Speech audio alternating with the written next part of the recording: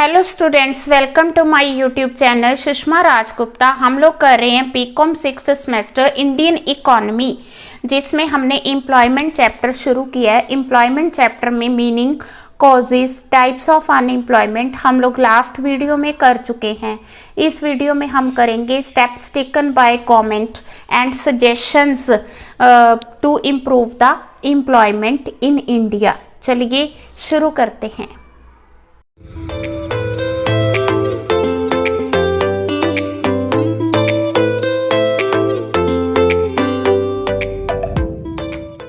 हाँ जी, सबसे पहले आती है स्वर्ण जयंती ग्राम स्वरोजगार योजना।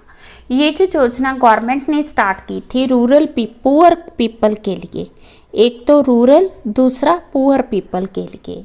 ये जो योजना प्लान है ये 1999 में स्टार्ट किया गया, अप्रैल 1999 में। इसका main purpose self employment provide करना था। मेन पर्पस सेल्फ एम्प्लॉयमेंट, स्वरोजगार, ठीक है ना। तो इसमें स्वरोजगार मतलब सेल्फ एम्प्लॉयमेंट के लिए ये स्टार्ट की गई। और इसमें जो भी पर्सन अपने एंटरप्राइजेस सेटअप करेगा उसको सब्सिडी प्रोवाइड की जाती थी। इस योजना में वो सारे काम किए गए जो कि एक सेल्फ एम्प्लॉयमेंट के लिए ज़रूरी थे, जैसे सेल्फ हेल्प ग्रुप तैयार करवाना, सेल्फ हेल्प ग्रुप तैयार करवाना। सेकंड हो गया कि एक्टिविटी क्लस्टर्स बनवाना, ठीक है, एक्टिविटी क्लस्टर्स। एंड देन आ गया कि गवर्नमेंट फाइनेंशियल हेल्प प्रोवाइड करवाना कि अगर किसी ने अपना रोज़गार शुरू करना है, ठीक है, टेक्नोलॉजी को अपग्रेड करना। तो ये सारे फैक्टर्स को कंसिडर करते हुए योजना बनाई गई। अब ये जो योजना 1999 में बनी थी, इसको 2012-13 में रीस्ट्रक्चर किया गया।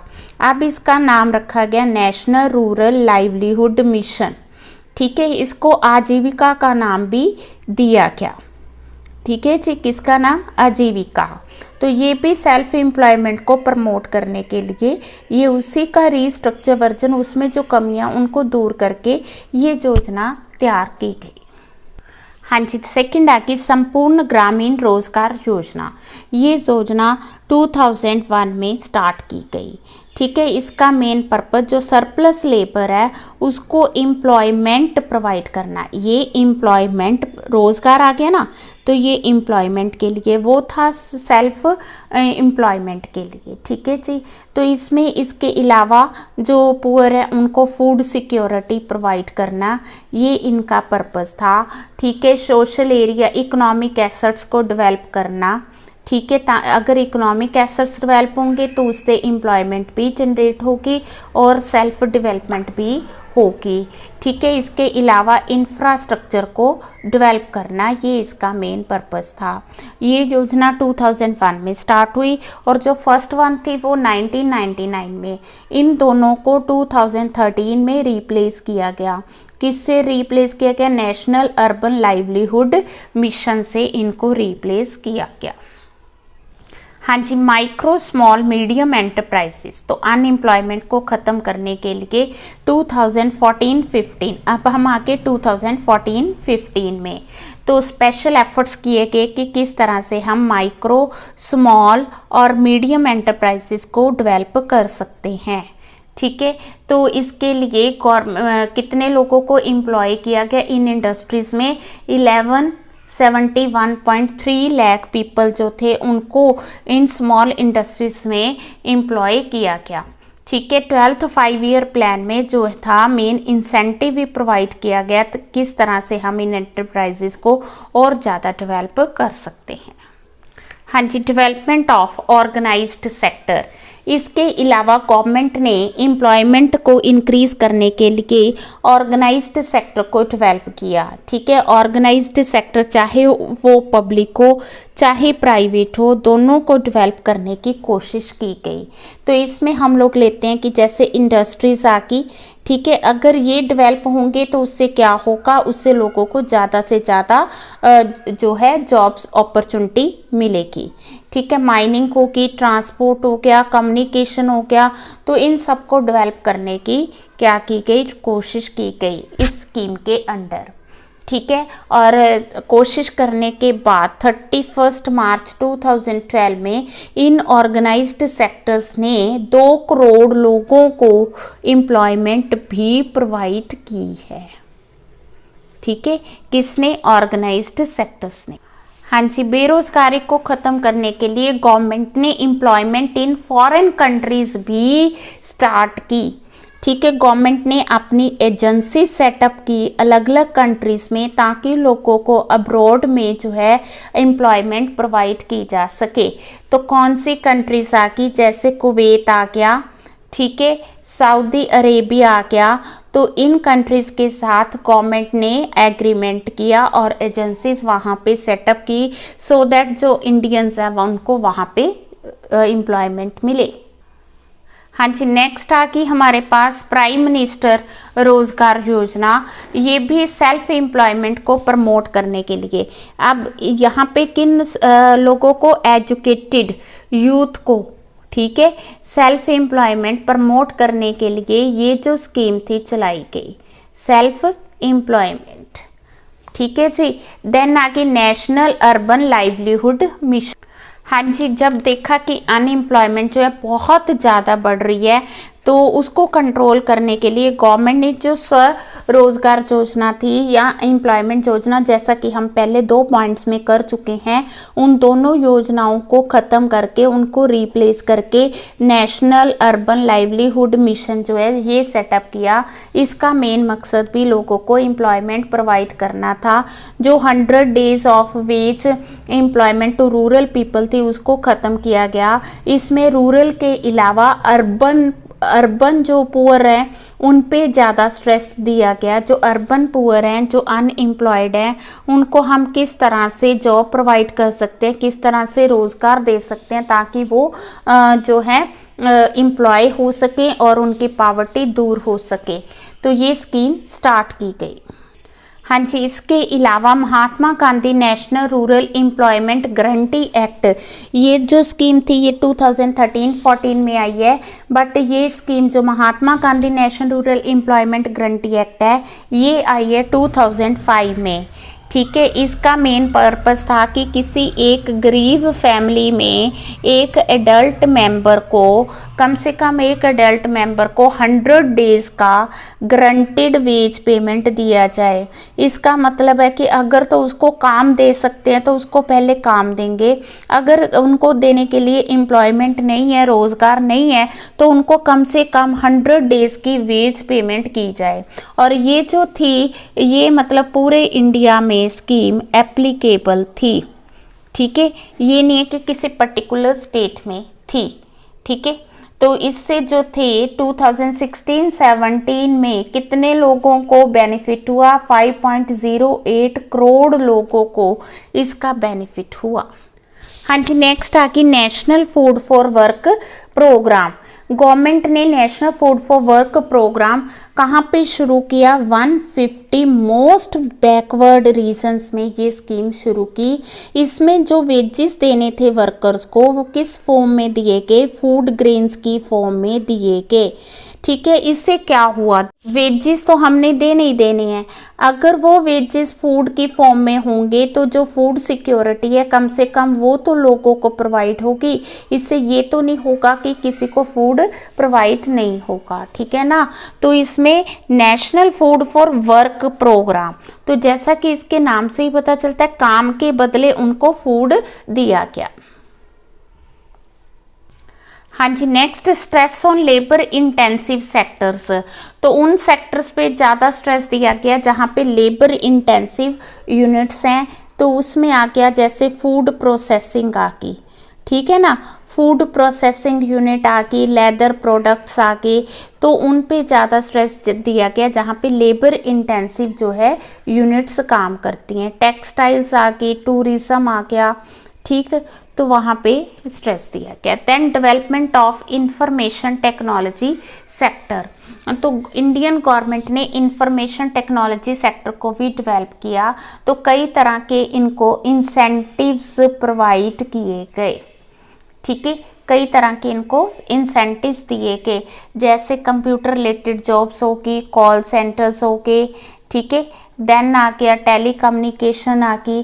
तो इस तरह से उनको फैसिलिटीज़ प्रोवाइड की गई। टेक्नोलॉजी सेक्टर्स को डेवलप किया गया। अब टेक्नोलॉजी सेक्टर डेवलप होंगे तो उससे एम्प्लॉयमेंट तो राइज होगी।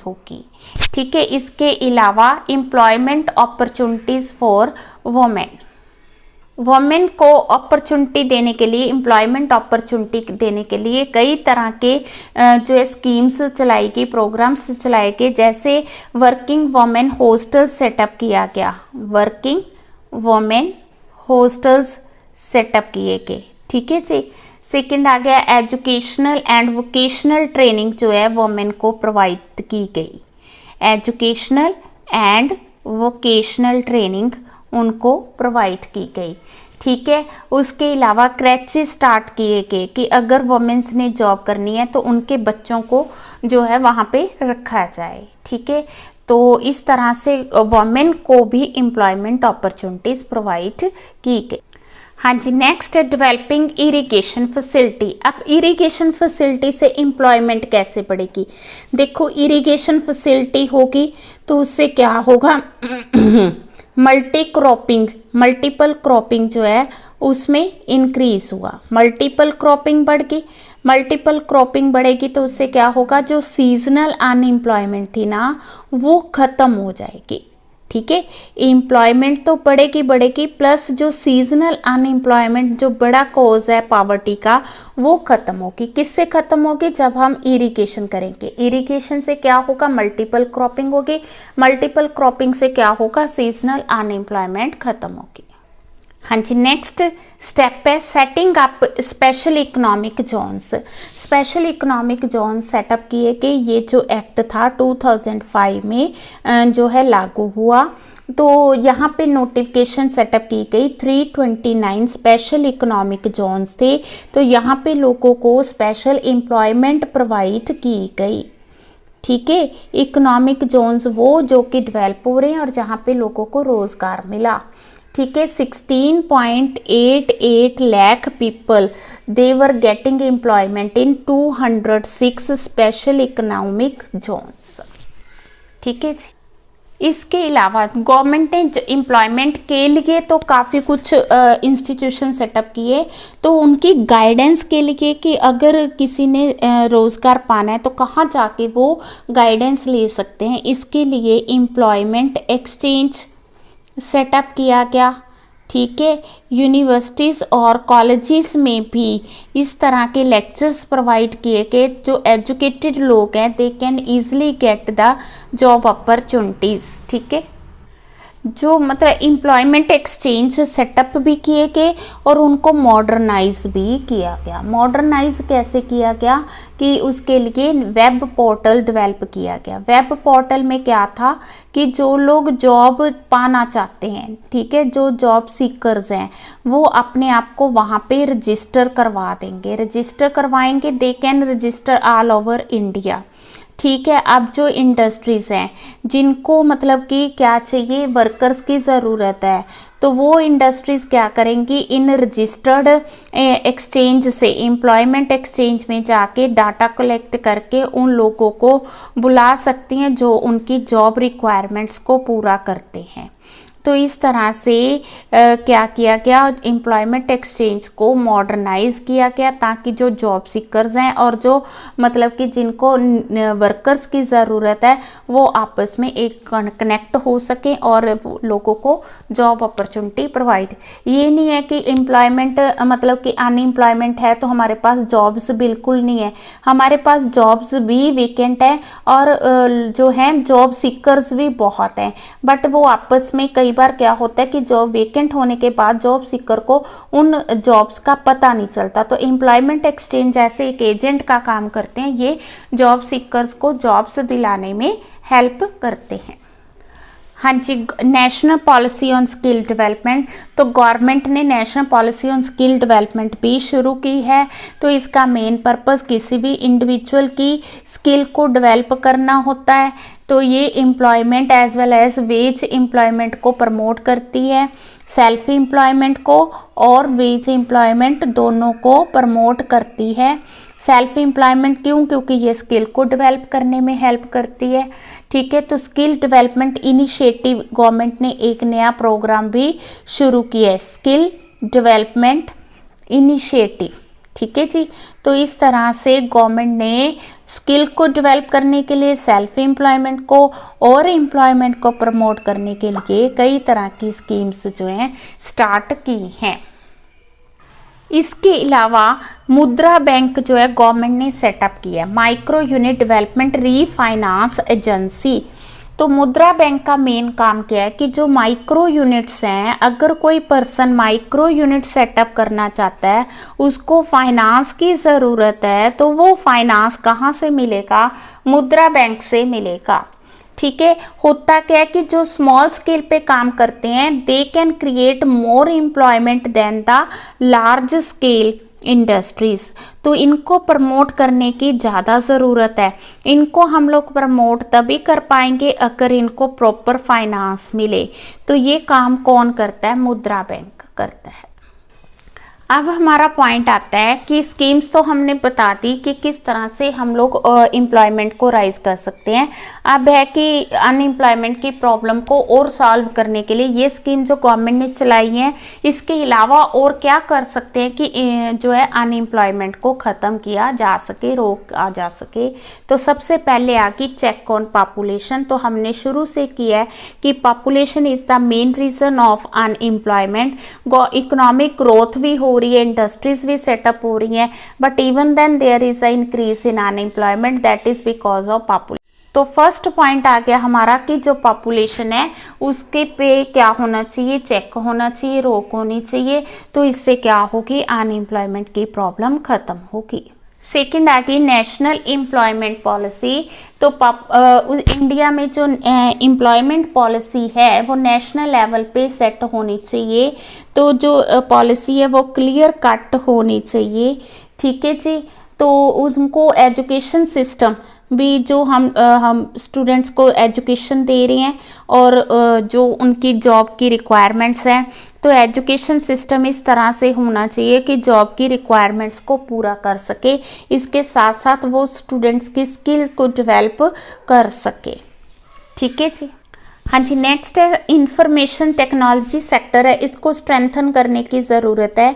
जो इंफॉर्मेशन टेक्नोलॉजी स्ट्रक्चर है जिसमें हम बात कर सकते हैं बिजनेस परफॉर्मेंस आउटसोर्सिंग की, नॉलेज प्रोसेस आउटसोर्सिंग की। तो आने वाले टाइम में अगर ये दोनों सेक्टर्स डेवलप होता है तो इसमें एम्प्लॉयमेंट अपॉर्चुनिटीज़ बहुत ज़्यादा होंगी। वो एम्प्लॉयमेंट अपॉर्चुनिटीज़ ज़्यादा होने का मतलब ये है कि अनएम्प्लॉयमेंट को ख़त्म तो नहीं कर सकते बट कम कर सकते हैं। तो इन सेक्टर्स को ज़्यादा से ज़्यादा डेवलप करने की ज़रूरत है। वैसे भी ये सेक्टर डेवलप होने का मतलब इकोनॉमी का डेवलप होना है, तो इसके साथ साथ ये एम्प्लॉयमेंट भी जनरेट करेगा। तो ज़्यादा गवर्नमेंट को क्या करना चाहिए? इन सेक्टर्स को डेवलप करने की कोशिश करनी चाहिए। हाँ जी, promoting rural non form activity. Rural areas में जो नॉन फॉर्म एक्टिविटीज़ हैं उनको ज़्यादा प्रमोट करना चाहिए। वो नॉन फॉर्म एक्टिविटी कैसे होगी? जैसे सड़कें बनाना, ठीक है, वहाँ पे इंफ्रास्ट्रक्चर को डेवलप करना। तो उससे क्या होगा? इन एक्टिविटीज़ में ज़्यादा लोगों को एक तो एम्प्लॉयमेंट मिलेगी, इंफ्रास्ट्रक्चर डेवलप होगा तो इकॉनमी डेवलप होगी। ठीक है, इकॉनमी डेवलप होगी तो गुड्स की डिमांड बढ़ेगी, तो जिससे एम्प्लॉयमेंट भी जनरेट होगी। इसके अलावा इरिगेशन प्रोजेक्ट रूरल एरियाज़ में ज़्यादा से ज़्यादा होने, हमने पहले भी किया, इरिगेशन होगी तो मल्टी क्रॉपिंग होगी। मल्टी क्रॉपिंग जो है वो भी क्या करेगी? सीजनल अनएम्प्लॉयमेंट को ख़त्म करेगी। इसके अलावा पावर जनरेशन होनी चाहिए। पावर जनरेशन जो है वो टेक्नोलॉजी को अपडेट करेगी। मोर इंडस्ट्रियलाइजेशन, इसके अलावा इंडस्ट्रीज ज़्यादा से ज़्यादा सेटअप करनी चाहिए। इंडस्ट्री डेवलप होगी तो उससे क्या होगा? एम्प्लॉयमेंट होगी। एम्प्लॉयमेंट होगी तो गुड्स की डिमांड बढ़ेगी, जिससे ओवरऑल जो है इकॉनमी डेवलप होगी। ठीक है जी। प्रमोशन ऑफ एक्सपोर्ट्स, इसके अलावा एक्सपोर्ट्स को ज़्यादा से ज़्यादा प्रमोट करना चाहिए। उससे क्या फ़ायदा होगा? अगर एक्सपोर्ट्स ज़्यादा होंगे, जो एक्सपोर्ट मैन्युफैक्चरिंग यूनिट्स हैं जहाँ पे गुड्स मैन्युफैक्चर होके एक्सपोर्ट होती हैं वो ज़्यादा लोगों को एम्प्लॉय करेंगे, जिससे जो है एम्प्लॉयमेंट अनएम्प्लॉयमेंट कम होगी, ठीक है ना। एक्सपोर्ट करेंगे, इकॉनमी भी ग्रो होगी, जब इकॉनमी ग्रो होगी इंडस्ट्री प्रमोट होगी, इंडस्ट्री प्रमोट होगी तो उससे एम्प्लॉयमेंट जनरेट होगी। हाँ जी, हमने कारण किया था कि इंडिया में पॉवर्टी का कारण क्या है कि यहाँ पे सेविंग बहुत कम है, तो सेविंग जो है उसको प्रमोट करने की ज़रूरत है।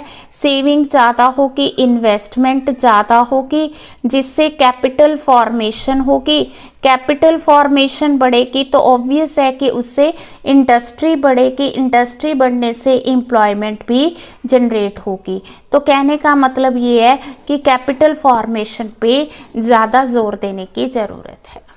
हाँ जी, more help to self employed person. India में एग्रीकल्चर में तो लोग सेल्फ डेवलप है ही हैं, इसके अलावा हमने देखा है कि जो स्मॉल स्केल इंडस्ट्रीज़ हैं उसमें भी लोग जो हैं सेल्फ एम्प्लॉयड बहुत ज़्यादा है। तो सेल्फ एम्प्लॉयमेंट और ज़्यादा प्रमोट करनी है तो लोगों को जिनके पास स्किल ऑलरेडी है उन लोगों को फाइनेंस प्रोवाइड करना चाहिए, प्लस उनको लैंड, अगर उनको ज़मीन की ज़रूरत है तो उनको लैंड प्रोवाइड करनी चाहिए।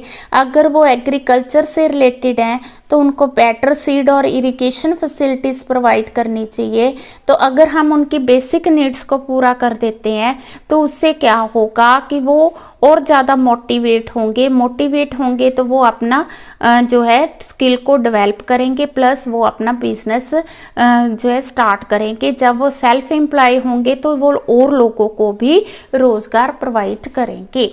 चेंज इन एजुकेशन सिस्टम, हमने जो ड्रॉबैक्स है उसमें किया था, कारण में किया था कि हमारा जो एजुकेशन सिस्टम है वो सही नहीं है, कि स्टूडेंट्स जो हैं एजुकेट तो हो जाते हैं पर एजुकेशन पाने के बावजूद उनको जॉब्स अपॉर्चुनिटीज़ नहीं मिलती। तो हमारा education system vocational plus professional होना चाहिए, वोकेशनल एंड प्रोफेशनल होना चाहिए, ताकि जैसे ही उनकी एजुकेशन कंप्लीट हो they can get a better job opportunities. ठीक है जी, तो कहने का मतलब ये है कि एजुकेशन सिस्टम में भी चेंजेस लाने की ज़रूरत है।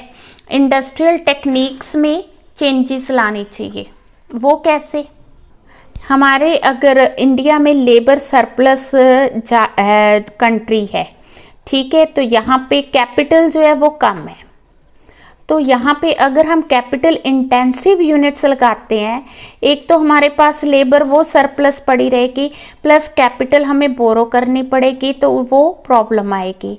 क्यों ना हम लोग अपनी इंडस्ट्रीज़ में लेबर इंटेंसिव यूनिट सेटअप करें, ताकि हमारी लेबर की प्रॉब्लम भी ख़त्म हो जाए, प्लस कैपिटल की प्रॉब्लम जो है उसको भी रिमूव किया जा सके। तो हमें क्या है, इंडस्ट्रियल टेक्निक्स को चेंज करने की ज़रूरत है।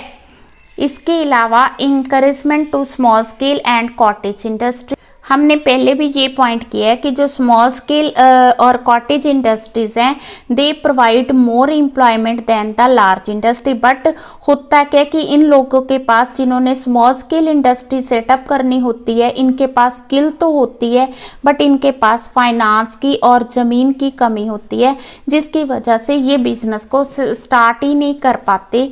तो गवर्नमेंट को चाहिए कि इन जो स्मॉल स्केल इंडस्ट्रीज़ हैं इनको ज़्यादा से ज़्यादा प्रमोट करे और सपोर्ट करे, ताकि लोग ज़्यादा से ज़्यादा इंडस्ट्रीज़ को सेटअप करके ज़्यादा लोगों को रोज़गार प्रोवाइड करें। इसके अलावा जो पर्सनल सर्विसेज हैं उनकी प्रमोशन की ज़रूरत है। ठीक है, जैसे पर्सनल सर्विसेज होगी, जैसे बेबी केयर होगी, है ना, पर्सनल ड्राइवर हो गया, ठीक है, सिक्योरिटी हो गया, केयर फॉर एज्ड पर्सन हो गई।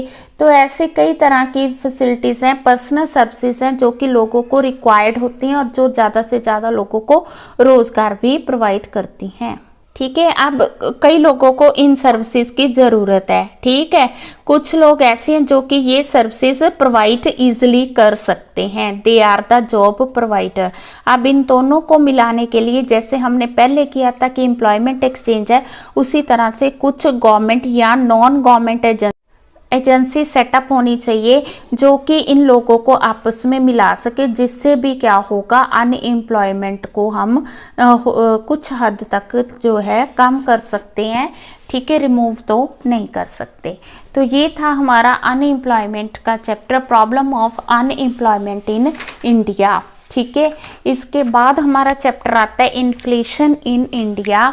तो वीडियो आपको यहाँ तक अच्छी लगी, वीडियो को लाइक करें, चैनल को अभी तक नहीं सब्सक्राइब किया तो ज़रूर सब्सक्राइब करें और वीडियोस को ज़्यादा से ज़्यादा शेयर करें और हमेशा खुश रहें। Thank you.